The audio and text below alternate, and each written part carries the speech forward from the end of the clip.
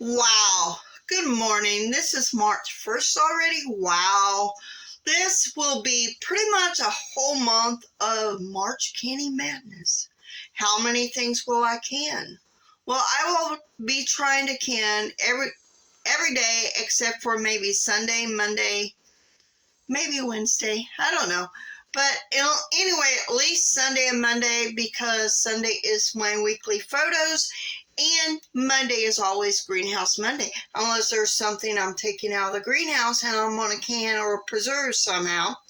So let me turn the camera around and let me tell you what we will need for what I will need. Some of the basics for canning. Okay. For the biggest part of your items that you will need a good saucepan. This is usually one of the pans I use, aluminum, well, not aluminum, stainless steel pan that you need. You need some wooden spoons, potentially. You definitely will use a ladle or a scoop. Bamboo skewers, or if you do have the canning kit that has the debubbler, you can use that one as well. On some recipes, you will be using a cheesecloth, like if you're straining berries or something to make jelly or something along that nature. You will need a jar funnel. I only have one, and you will need I usually put the jar in here, put the funnel on there, and you will also need a jar lifter. Besides, you'll need a water bath canner with a rack. If you don't have a rack, no big deal. To my understanding, you can use the rings off of your jars. Besides needing your jars, I'm going to try to divide this month into half of it's going to be water bath canning. This is what this is. And the other half will be pressure canning, which I am new to. I have water bath canned for a long, long time. So let me show you a few jars you might need. The jars would be a half a pint, and a quart. You will need lids. If you didn't buy new jars with lids, you will need the flats.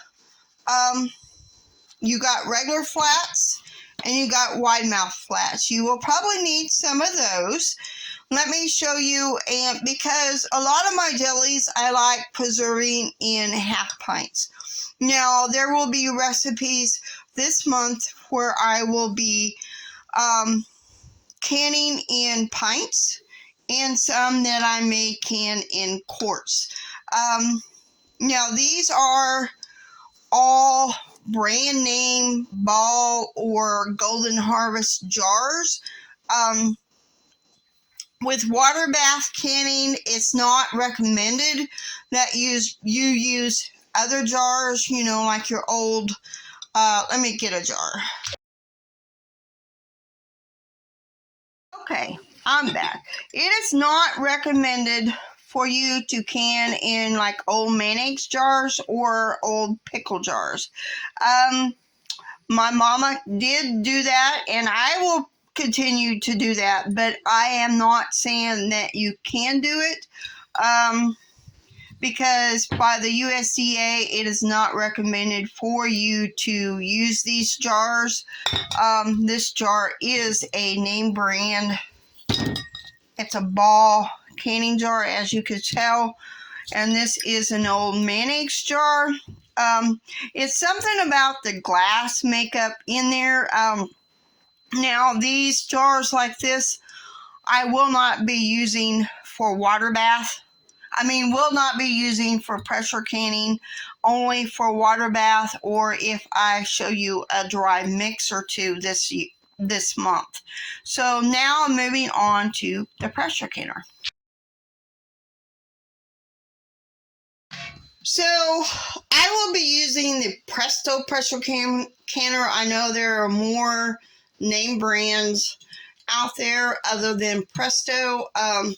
Make sure it has a debubbler, a weight. This is how I use. I don't have no pressure gauge. There is a deal on the bottom, and I cannot stack my jars in my canner. There are canners where you could stack your jars where you will need 2 of those.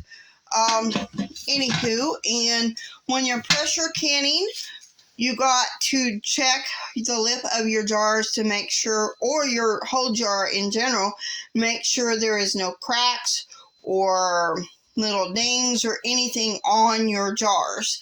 So that is that information for today, and I'll see you tomorrow with some more info.